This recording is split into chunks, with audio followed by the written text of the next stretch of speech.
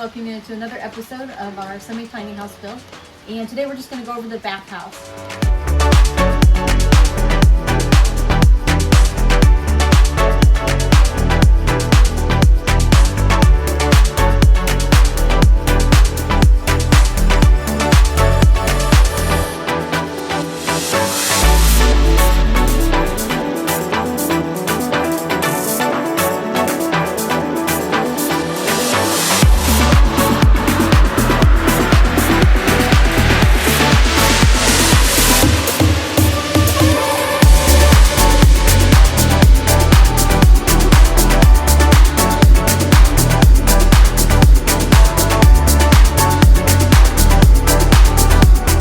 Just want to share a couple things with you that you might be able to incorporate in your homesteading, living off grid.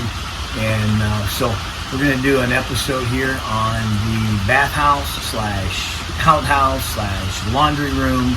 And so come on in, I'll share a couple ideas with you that might make things a lot easier for your homestead. So here what we did is we put a wood stove out here in the bathhouse, and we got a tub. We had a big 6-foot cattle trough tub out here, and it was nice. It worked really well, super deep, super long. It was really nice. But the problem was we used it for about maybe 6 months, and I started noticing galvanized flaking after we leave the water in overnight. Come out here the next morning, and galvanized flaking or whatever, oils and stuff coming off the metal. So we did away with that. We put this other tub in. We found it over at Rogers for a couple dollars, and it's a jacuzzi tub. Works really good. So I want to share with you what we did.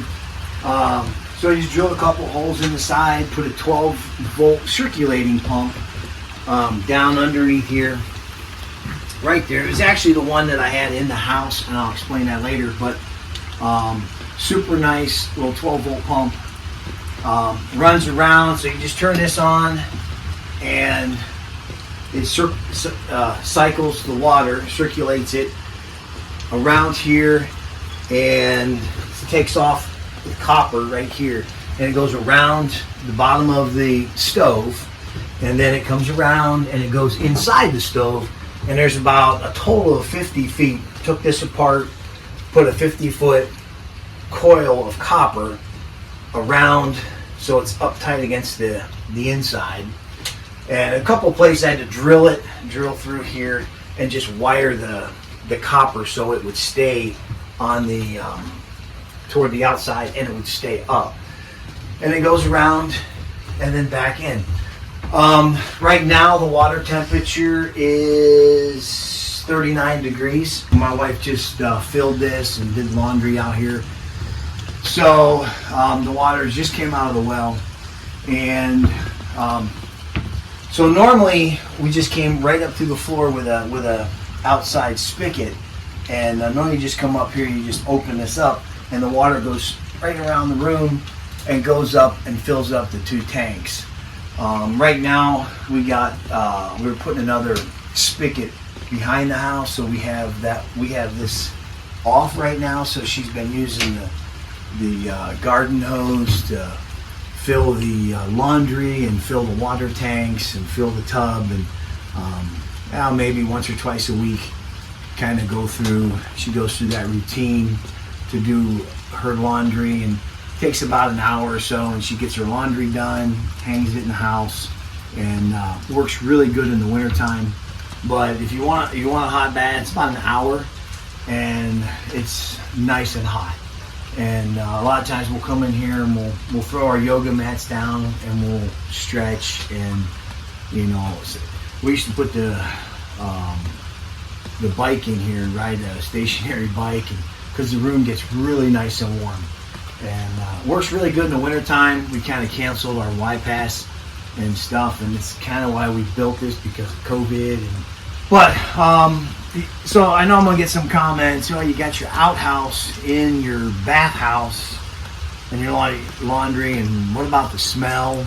And I know I'm going to get some comments on that. So I'm going to kind of walk you through this here.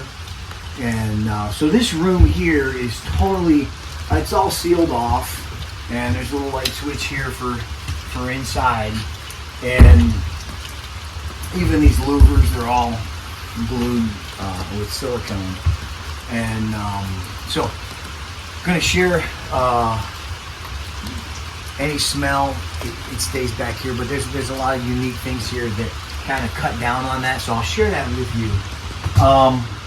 First of all, stand-up urinal, and what we got here for the commode is everything is separated. The stool is separated from the urine, and I'll show you that, but on each lid here there's a rubber seal.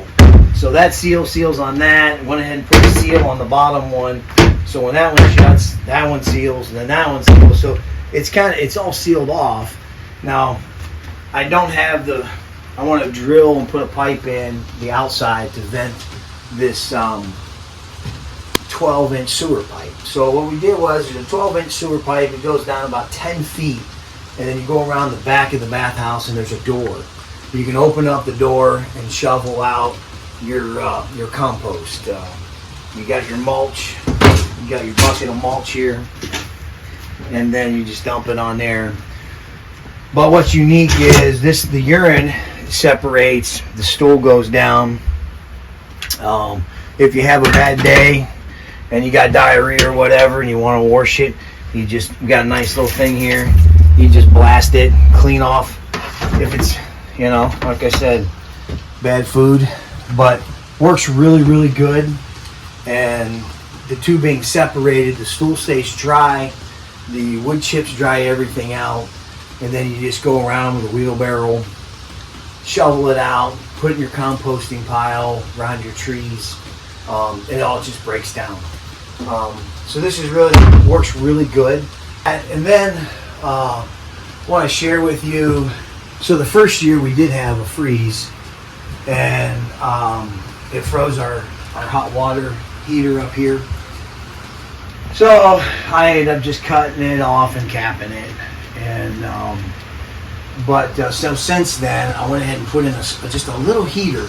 So what happens is, I got a little heater. It runs on there's a gas line that comes out here underground, and propane. So this brings in the cold air from this room and just sucks natural draft and pulls through. So basically there's just a little pilot light that comes in and go through this hole here, and you can light it. And the temperature under it was 2 something here a second ago. 212, depending where you're at, 140. So about 200 degrees, and the cool air rises up the back side of the wall here, and then it heats up and it blows out. Monitor it warm, some warm air right here, and but it keeps the room from freezing. Basically, this is just a wood stove fan. Take it apart, take that little plate, stick it on there, and just captures a little bit of heat just to kind of keep the room warm. This is just an old muffler pipe that kind of goes up, and it keeps the room from deep freezing. So the washing machine hasn't froze or broke or anything like that. 75 degrees on this pipe. This pipe gets warm. Let's see, back here it's a little warmer. About 80 degrees right here. But then it just vents out. But the heat, the residual warmth comes up and just kind of keeps everything from freezing. So we haven't had any issues with anything else freezing. So that works. Just having a little pilot light back here keeps that room, keeps you from freezing your butt off. but no buts about it. But it works for us. And but we'll come back here in a little bit and show you, where we're at with the water and how long it takes to heat the water. It's 3:15 now. Just lit a fire. I just turned the pump on, So we'll come back here in a few minutes and show you, you know, how hot the water is and how that works. So right now in this spot here, we're about 60 degrees in this one spot, and it's 335, and that's where the water comes out, is right about here. I don't know what the water's over here. Yeah, I guess it's 60 over here as well. So it's coming on. Hi, just wanted to show you how I do my laundry in the wintertime.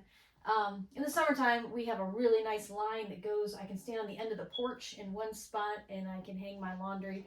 And it's one of the ones that you can roll out and goes all the way to a far tree and back. I can hang almost 2 full loads of laundry on that line without a problem in the summertime. They dry super fast. But in the wintertime, when we first moved onto the property, what we were doing is we were going to the laundromat like once a week, once every week and a half or so, and we were spending $20-$25 per time to get our laundry done. So we had to come up with another solution. And so what we did was I do my laundry out in the bathhouse like you just saw, and when it's done, I hang it on hangers, and then I bring it inside the house where it's nice and warm. We got a nice fire going right now in here. And I hang it, the troughs that go down both sides of the upper part of the trailer is perfect for hangers. And I just hang it down one side and down this side here. And I can actually almost hang 2 loads in here if I want to. It's very crowded if you do 2 loads. But they dry. I usually get them hung by afternoon. You know, I think it's like 3 o'clock right now. I hung them probably an hour ago. And by tomorrow morning, I can take them down and they'll be dry. And then for our smaller items, we have one of those things that you put out here, and you can hang your socks and underwear and little towels. And any small items hang on here. You just have to flip them one time. It's all about halfway through. I usually flip them before I go to bed, and by the next morning they're dry also. So this is a very inexpensive way to do laundry. It actually costs us nothing because we're already heating the house. The water's free, solar, so electricity, so it's free to do our laundry every week.